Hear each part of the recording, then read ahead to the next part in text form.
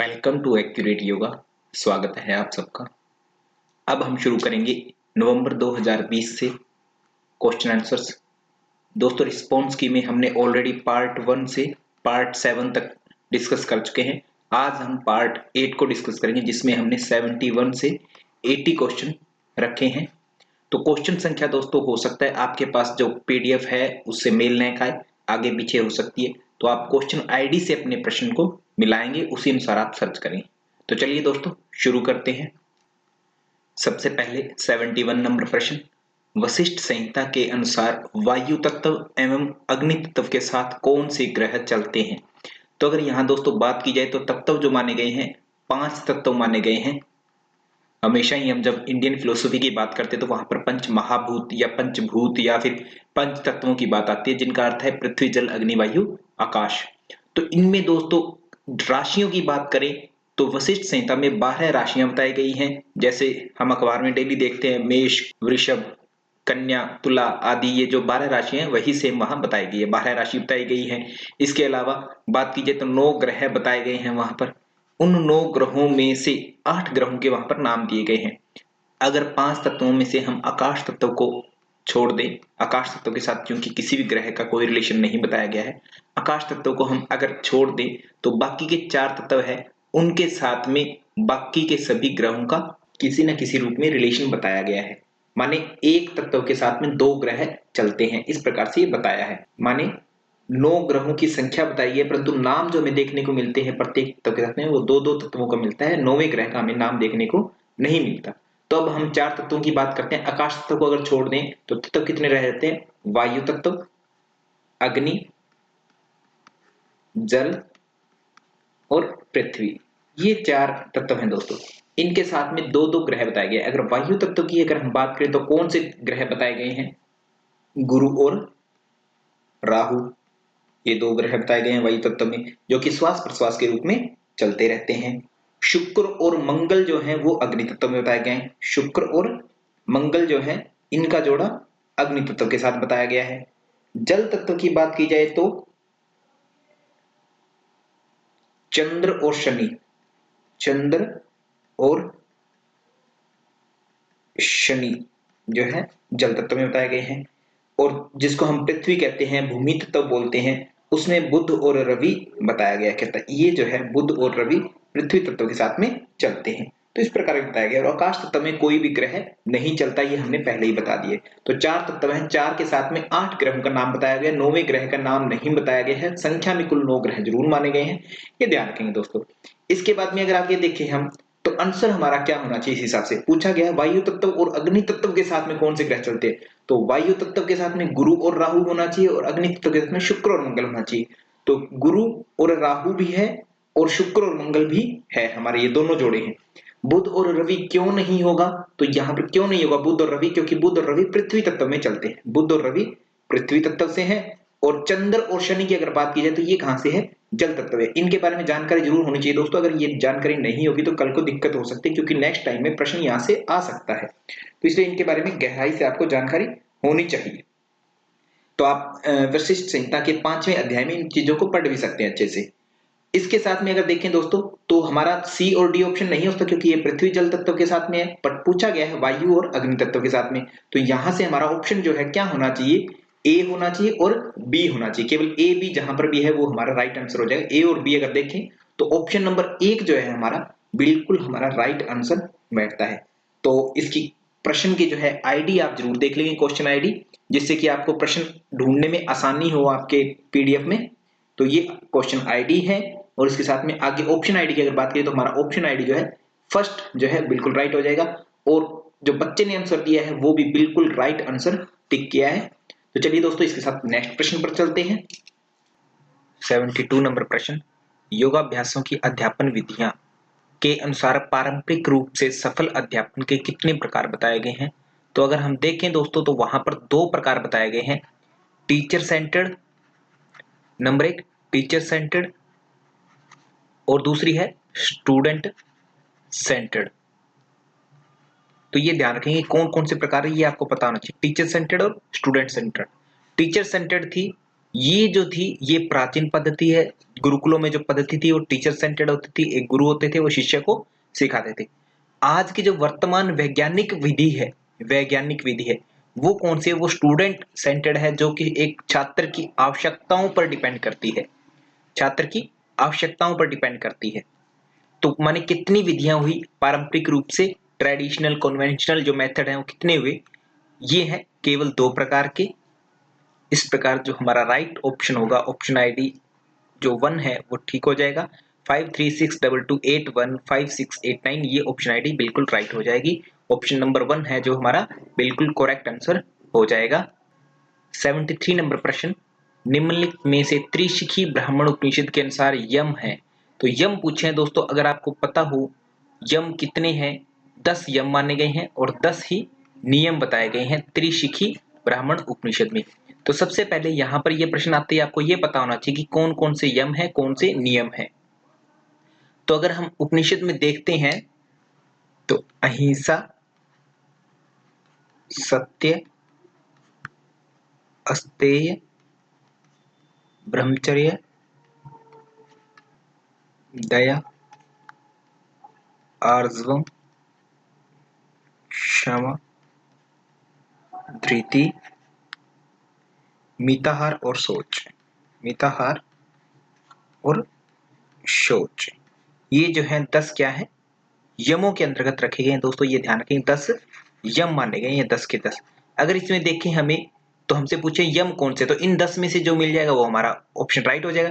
तो दया यहाँ दिया गया है, तो क्या दया है? बिल्कुल दया है। क्षमा भी हमारा इसमें है ऑप्शन, तो क्षमा भी हो जाएगा।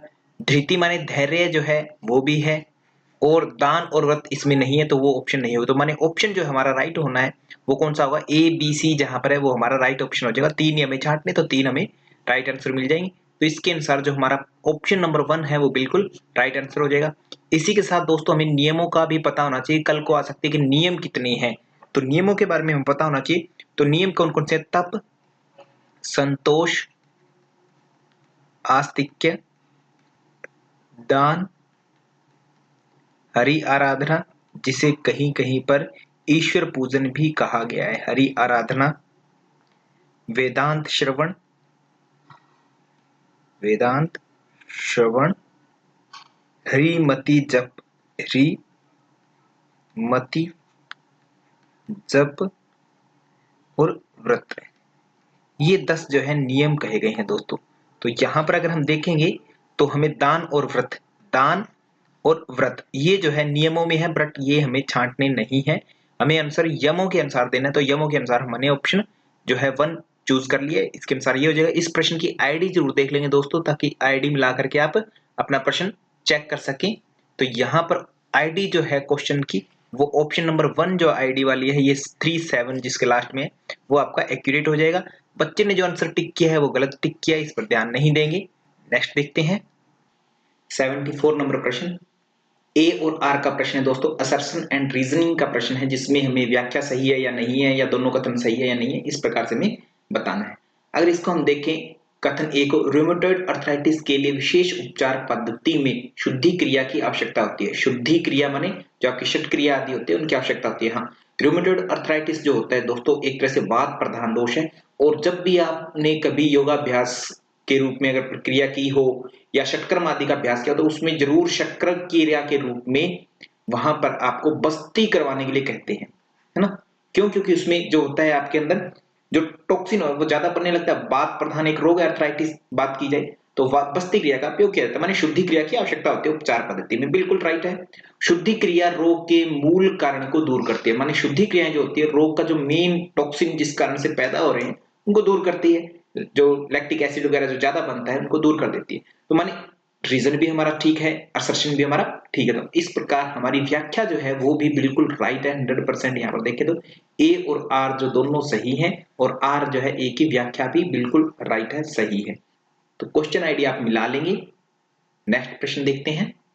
नेक्स्ट प्रश्न है 75 नंबर प्रश्न, शक्ति चालन मुद्रा के अभ्यास के दौरान कौन सा आसन किया जाना चाहिए? तो शक्ति चालिनी मुद्रा जो होती है हमेशा ही दोस्तों ध्यान रखना, ये काफी बार आपके प्रश्न भी आया है, काफी बार आया है। हठ प्रदीपिका की जब आप बात करते हैं तो वहां पर कहा जाता है कि वज्रासन में बैठ करके शक्ति चालन मुद्रा का अभ्यास करें। गेरंड संहिता की बात की जाती है तो वहां पर कहा जाता है सिद्धासन की बात करें, और भी बहुत सी पुस्तकें वहां पर सिद्धासन ही नाम लिया जाता है। तो अब दोस्तों क्योंकि बुक का नाम तो नहीं पूछा और यहाँ पर वज्रासन ऑप्शन में नहीं है, तो इट मीन्स क्या होना चाहिए, सिद्धासन होना चाहिए आपका ऑप्शन। ऑब्वियस सी बात है, सभी पुस्तकों में क्योंकि सिद्धासन वर्ड यूज हुआ है, वज्रासन सभी में यूज नहीं हुआ, हठ प्रदीपिका में केवल वज्रासन वर्ड यूज होता है शक्ति चालन मुद्रा के दौरान। अब इसमें सबसे दोस्तों मेन जो पॉइंट है याद रखना है आपको कि हठ प्रदीपिका में वज्रासन किसे कहा है। हठ प्रदीपिका में वज्रासन जो है वो सिद्धासन का ही दूसरा नाम बताया गया, माने हठ प्रदीपिका भी क्या कहती है असल में कि वज्रासन माने सिद्धासन में बैठ करके आपको शक्ति चालन मुद्रा का अभ्यास करना है। तो ये पॉइंट इंपॉर्टेंट है दोस्तों, ऑब्जेक्टिव स्टडी के हिसाब से हमें वज्रासन भी याद रखना है और सिद्धासन भी। हो सकता है कल को आपको यह प्रश्न पूछा जाए हठ प्रदीपिका के अनुसार शक्ति चालनी मुद्रा किस आसन में करनी चाहिए, और वहां पर आपको सिद्धासन ऑप्शन न मिले, वज्रासन मिल जाए, तो माने वज्रासन आपका ठीक होगा। तो इस प्रकार से आपकी जो अप्रोच है वो ऑब्जेक्टिव रखनी है और उसके लिए आपको हर तरीके से हर पहलू का आपको पता होना चाहिए। तो हठ प्रदीपिका में वज्रासन किसको कहा गया, सिद्धासन का ही पर्यायवाची है। सिद्धासन के और कितने पर्यायवाची है, एक तो हमने वर्णन किया कि वज्रासन जो है इसी को सिद्धासन का कहा है, और मुक्तासन है उसका नाम भी सिद्धासन ही है, माने ये भी पर्यायवाची है उस सिद्धासन का। और कौन सा है, गुप्तासन, अगर बात की जाए गुप्तासन, तो ये तीनों के तीनों आसन जो हैं किसके पर्यायवाची हैं, सिद्धासन के पर्यायवाची हैं दोस्तों, ये ध्यान रखेंगे। तो वह गु माने वज्रासन, मुक्तासन और गुप्तासन ये तीनों के तीनों सिद्धासन को ही डिनोट करते हैं अकॉर्डिंग टू हठ प्रदीपिका ओनली। ये जरूर है दोस्तों, ये ध्यान रखना जरूरी बात है।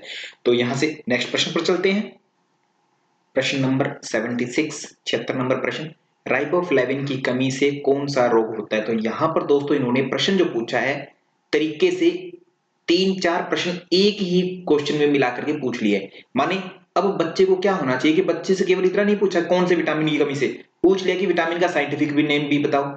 अब साइंटिफिक नेम ये किस विटामिन का है, ये B2 विटामिन का साइंटिफिक नेम है। B2 विटामिन को राइबोफ्लेविन कहते हैं। सबसे पहले बच्चे को अब ये पता होना चाहिए कि राइबोफ्लेविन है क्या आखिर, मतलब विटामिन है या क्या है, क्योंकि यहाँ पर कुछ भी नहीं लिखा। राइबोफ्लेविन पढ़ते ही उसको पता होना चाहिए कि विटामिन B2 की बात की जा रही है। ओके, उसके बाद में अगर हम देखें तो अब B2 की कमी से कौन सा डिजीज हो सकती है, तो अब आपको सपोज यहाँ पर पता नहीं है तो एलिमिनेट कर सकते हैं कि कौन से नहीं हो सकता। अगर बात करें हम मेगालोब्लास्टिक एनीमिया की, तो ये कब होता है, ये इसमें क्या होता है कि आरबीसी जो होती है आपकी मेगा साइज में बनती है, बड़े साइज में बनती है, इमेच्योर बनती है। कब होता है ये, B9 की कमी से होता है, जिसको हम क्या बोलते हैं, फोलिक एसिड भी बोलते हैं। विटामिन B9 को फोलिक एसिड भी बोलते हैं, माने गर्भवती स्त्रियों को हम नॉर्मली देते होते हैं फोलिक एसिड, B9 की गोलियां देते हैं। यहां से ये प्रश्न भी बन गया आपका इन फ्यूचर। परनीशियस एनीमिया होता है, ये कब होता है, B12 की कमी से होता है। परनीशियस एनीमिया B12 की कमी से होता है। B12 को हम क्या बोलते हैं, इसका साइंटिफिक अगर नाम देखें तो साइनोकोबालामिन बोलते हैं, साइनोकोबालामिन माने ऐसा विटामिन जिसमें साइन माने ब्लू कलर का कहलाता है जो, और कोबाल्ट भी जिसमें होता है, कोबालामिन। ये भी बात होगी दोस्तों। तो एक्स्ट्रा प्रश्न देखिए आपको कितने प्रश्न आपके बन रहे हैं यहाँ पर।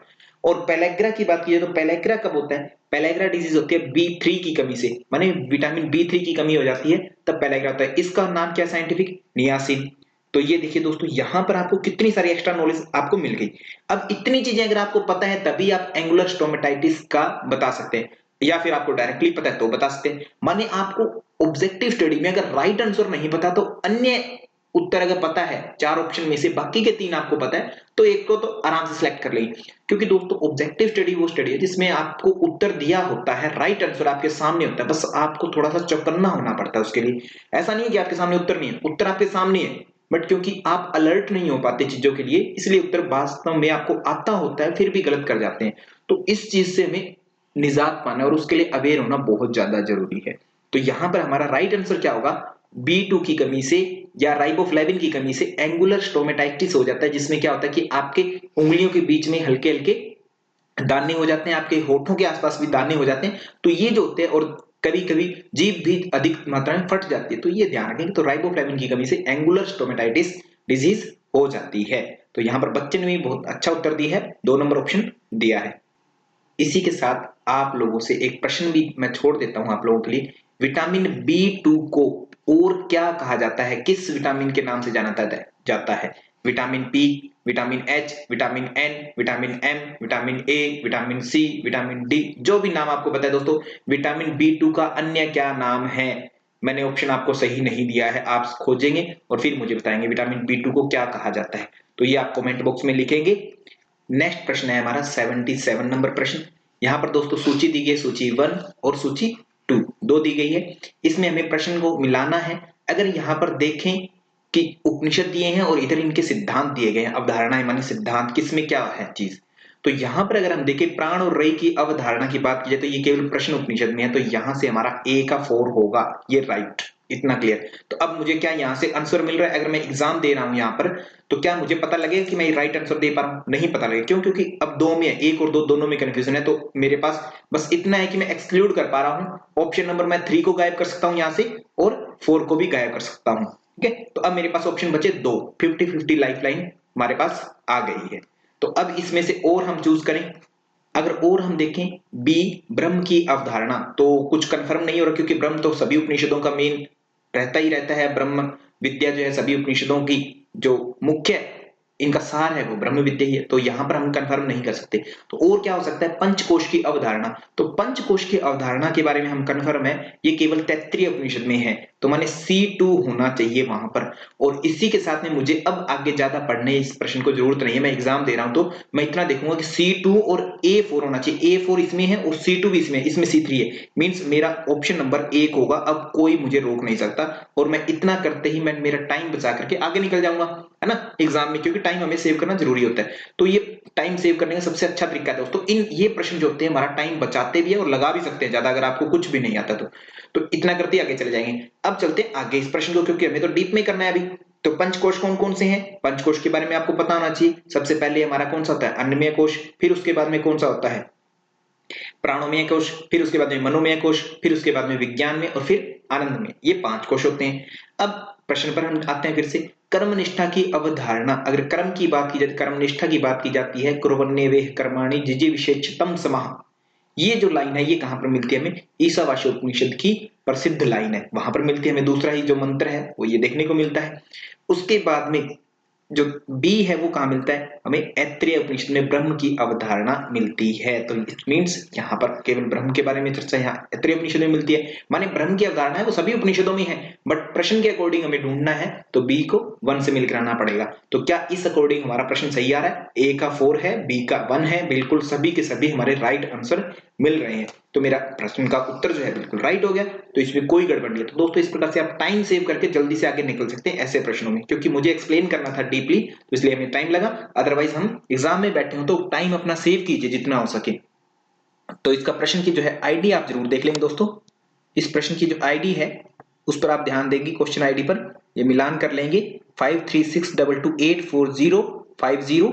इस प्रश्न का जो राइट आंसर आया हमारा क्या है, ऑप्शन आईडी 1, जिसमें 5362815781, ये जो ऑप्शन आईडी है फर्स्ट नंबर, वो हमारा आंसर बिल्कुल राइट है। इसको मिलान कर लेंगे आप अपने पीडीएफ में। 78 नंबर प्रश्न, छांदोग्य उपनिषद के अनुसार आधिदैविक उद्गीत उपासना करने का निर्देश है, किसकी करनी चाहिए। आधिदैविक उपासना कब मानी जाएगी, कि आदित्य की उपासना करना ही आधिदैविक उपासना मानी गई है उद्गीत की। तो ये सिंपल प्रश्न है दोस्तों, ये प्रश्न उत्तर हो जाएगा। इसमें जो हमारा ऑप्शन है वो ऑप्शन संख्या 4 जो है वो बिल्कुल राइट होगा। जिसकी जो क्वेश्चन आईडी है वो आप ध्यान जरूर देंगे। यहाँ पर ऑप्शन आईडी जो है 5362281552 हो जाएगा। बच्चे ने जो उत्तर चूज किया है वो गलत है, तो इस पर ध्यान नहीं देंगे। नेक्स्ट है 79 नंबर प्रश्न, मनोवैज्ञानिकों के अनुसार स्मृति की दूसरी अवस्था बताइए। स्मृति मीन्स मेमोरी। मेमोरी जो होती है वो किस रूप में हमारे दिमाग में सेव होती है, कैसे, 3 चरण बताए गए हैं इसके। अगर आपको याद हो तो मैंने आपको लाइव क्लास में बताया था, जो बच्चे मेरे से लाइव क्लास में जुड़े रहते हैं, जिन्होंने पेड कोर्सेस लिया हुआ है, उन्होंने पढ़ा भी होगा वेबसाइट पर। तो ESR माने ई से क्या होता है, एनकोडिंग होती है, माने सबसे पहले हम कूट चयन करते होते हैं, कूट लेते होते हैं, कोड लेकर करते एनकोडिंग होती है, माने किसी भी चीज को हम समझते हैं उसको कोड्स में समझते हैं। आप कोई भी चीज समझते हैं, आपने कुछ भी आज तक याद किया है, तो बहुत सी चीजों को आप एज इट इज याद नहीं करते कि ये यही चीज इसलिए याद कर लिया, उसको कोई ना कोई आप कोड वर्ड बना लेते हैं। कई बार तो आप समझते हैं कि हाँ इसको मैंने कोड बना करके याद किया है, पहला पहला अक्षर याद कर लिया, चीजों का क्रम याद आपको पूरा हो जाता है। तो ऐसे ही हम हर चीज को कोडिंग के रूप में समझते हैं। कंप्यूटर की बात करें अगर आप, तो उसमें कोई भी चीज ANR ABCD ऐसे नहीं होती, हर चीज कोडिंग में होती है, 0 और 1 की फॉर्म में, कोडिंग की फॉर्म में होती है हर चीज। तो माने ऐसी कंप्यूटर वो है एनकोडिंग की लैंग्वेज में समझता है हर चीज को, वो भाषा नहीं जानता हिंदी इंग्लिश आदि, वो केवल कोडिंग जानता है। तो ऐसे ही हमारा दिमाग भी है, वो एनकोडिंग करता होता है हर चीज को समझने के लिए, याद रखने के लिए सबसे पहले एनकोडिंग करता है। और उसके बाद में एनकोडिंग होने के बाद में उस कोड को जो बना लिया उसने, उस कोड का क्या करता है, स्टोरेज करता है। माने दूसरा लेवल जो है स्टोरेज का है, स्टोर करता है। इसके बाद में फिर स्टोरेज हो जाता है, जब चीज स्टोर हो गई, मान लिया आपने कोई चीज याद की, कोई 12-13 वर्ड थे और उनको क्रमानुसार आपको याद करना था, कोडिंग कर ली और उसको आपने स्टोर कर लिया। अब स्टोर करने के बाद में मेमोरी कब कहलाएगी, जब आपको 2 दिन बाद, 10 दिन बाद, 15 दिन बाद में फिर से पूछा जाए कि हाँ भाई वो चीज याद है तुझे, कि हाँ हाँ मेरे याद है, देखो मैं बता देता हूँ। तो अगर बता दे तो मीन्स उसको क्या कहते हैं, पुनः प्राप्ति, रिट्रीवल, रिट्रीवल बोलते हैं, है ना, कि माने फिर से आपने उसको बता दिया, माने पहले आपने समझा उस चीज को, कोडिंग की, फिर आपने सुरक्षित कर लिया अपने माइंड में, और फिर थोड़ी देर बाद में या जब भी आपसे पूछा गया तो आपने उसको रिट्रीवल कर दिया, माने पुनः प्राप्ति हो गई उसकी, है ना, जब भी आवश्यकता हुई। तो ये मेमोरी के 3 चरण माने जाते हैं दोस्तों, ये तीनों चरण है। पिछली बार इनका क्रम आया था, एनकोडिंग, स्टोरेज और रिट्रीवल का क्रम आया था। इस बार केवल ये पूछ ले कि दूसरी अवस्था कौन सी है, तो स्टोरेज जो है दूसरी अवस्था। स्टोरेज का मतलब क्या है, संचयन, माने संचय करना, सुरक्षा रखना, उसकी संचयन करना, है ना। एनकोडिंग माने कूट लेखन। तो अगर, क्योंकि मैं बार बार कहता हूं साइकोलॉजी, एनाटॉमी और ऐसे सब्जेक्ट है उनको इंग्लिश में थोड़ा समझिए दोस्तों, जरूरी है, क्योंकि हिंदी में और भी टिपिकल हो जाता है काफी बार, कई बार, है ना। तो हिंदी वाले विद्यार्थियों को भी हिंदी कई बार समझ में नहीं आती इस चीज की, तो उस पर ध्यान देंगे। तो अब इसमें दूसरा चरण अगर आप ध्यान दे रहे हैं, तो स्टोरेज जो है दूसरा चरण है, जिसको हिंदी में क्या कहते हैं, संचयन कहते हैं, संचयन। तो 1 नंबर पॉइंट जो है आप इसको आंसर नोट कर लेंगे।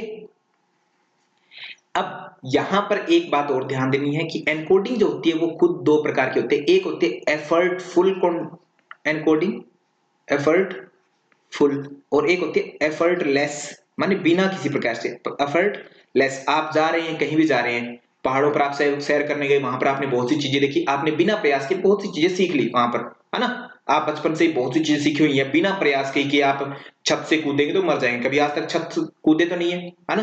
कभी चाकू से खाया तो नहीं है, जहर को, है ना, पिया तो नहीं है, फिर भी आपको पता है कि हाँ जहर को पीने से मृत्यु होती है। माने एफर्टलेस है, बिना प्रयास के आपने बहुत सी एनकोडिंग कर रखी है।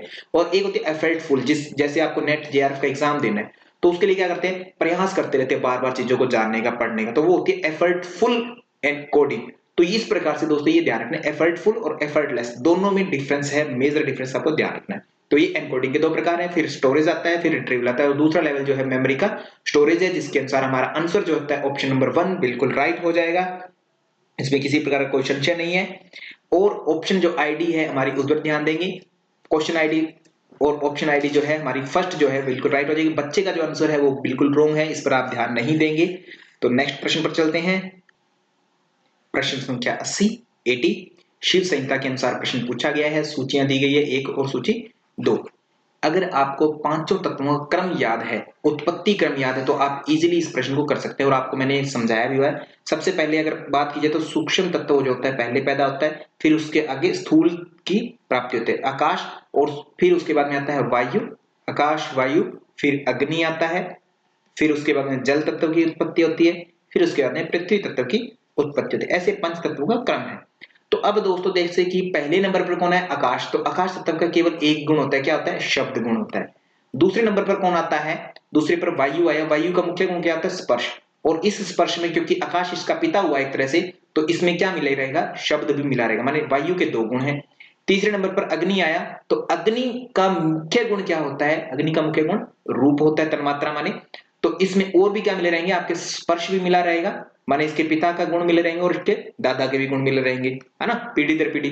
4 नंबर पॉइंट पर क्या होगा आपका, जल जो है इसकी तन्मात्रा मुख्य क्या होगी, जल की तन्मात्रा होती है, रस तन्मात्रा होती है मुख्य रूप से। अब और क्या मिला रहेगा, इसमें रूप भी मिला रहेगा, स्पर्श भी मिला रहेगा और जल भी मिला रहेगा, माने 4 गुण इसके होंगे जल के। पांचवी है पृथ्वी। पृथ्वी के कितने गुण होने चाहिए, पृथ्वी के 5 गुण होने चाहिए। कौन कौन से होने चाहिए, मुख्य गुण क्या है इसका, गंध जो है मुख्य गुण है, और बाकी के 4 क्या क्या होंगे, रस भी होगा, रूप भी होगा, स्पर्श भी होगा और शब्द भी होगा। ये पांचों इसमें गुण मिले रहेंगे। तो ये दोस्तों इस प्रकार से आपको ध्यान में रखना है इन चीजों को, सारी की सारी चीजों को, और इनको समझना है। तो माने अगर यहां पर देखा जाए आकाश तत्व है, तो आकाश तत्व के कितने गुण बताए हैं यहाँ पर? केवल एक गुण बताया गया आकाश तत्व का, तो आकाश का एक गुण होगा यहाँ पर, ये आंसर हमारा ठीक हुआ। इसके बाद में देखा जाए वायु का, तो वायु को जानने के लिए वायु के देखें कितने गुण हैं? दो गुण बताए, स्पर्श और शब्द, माने दो गुण किसके हैं? वायु के हैं।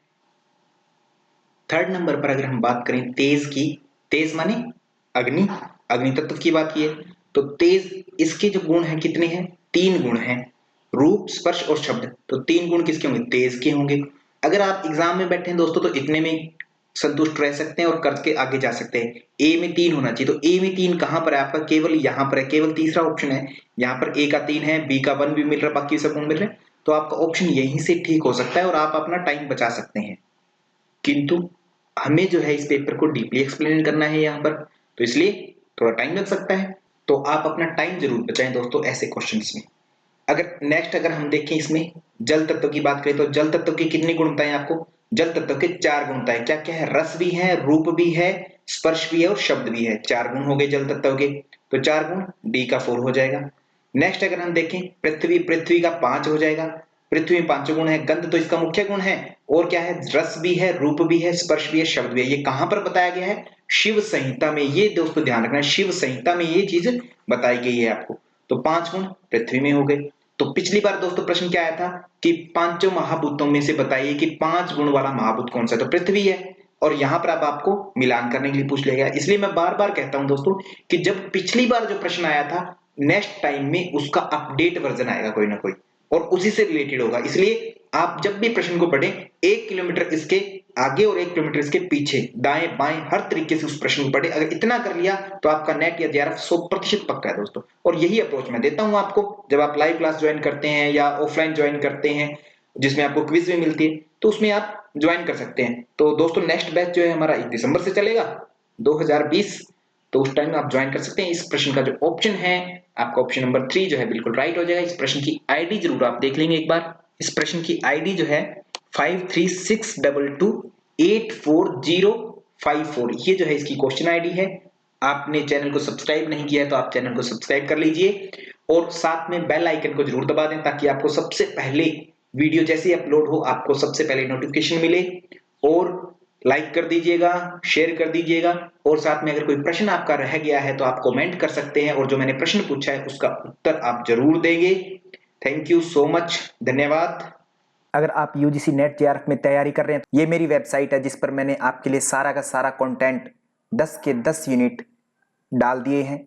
वहां पर आप एक्सेस कर सकते हैं मेरे सारे के सारे 10 यूनिट्स को। वेबसाइट ओपन करेंगे तो आपको 10 यूनिट्स दिखाई देंगे। इनमें से जहां चाहें जो चीज देखना चाहें वो देख सकते हैं इजीली। आप जैसे चाहें जब चाहें 24 घंटे कभी भी इनको एक्सेस कर सकते हैं। रिकॉर्डेड लेक्चर्स को एज ए नोट्स आगे पीछे करके देख सकते हैं। सबसे खास बात यह है कि इनमें आपको दिखाता रहेगा कि आपने कितना कर लिया है। ये देखिए जैसे ऑरेंज लाइन हो चुकी है तो ऑरेंज लाइन आपको बताएगी कि आपको कब करना है, आगे कब पढ़ना है और कितना रह चुका है आपका सिलेबस या आपने पूरा कवर कर लिया है। अगर आप इनको कर लेते हैं तो आपका 100% मैं मानता हूं नेट या जेआरएफ 100% दोस्तों पक्का हो जाएगा।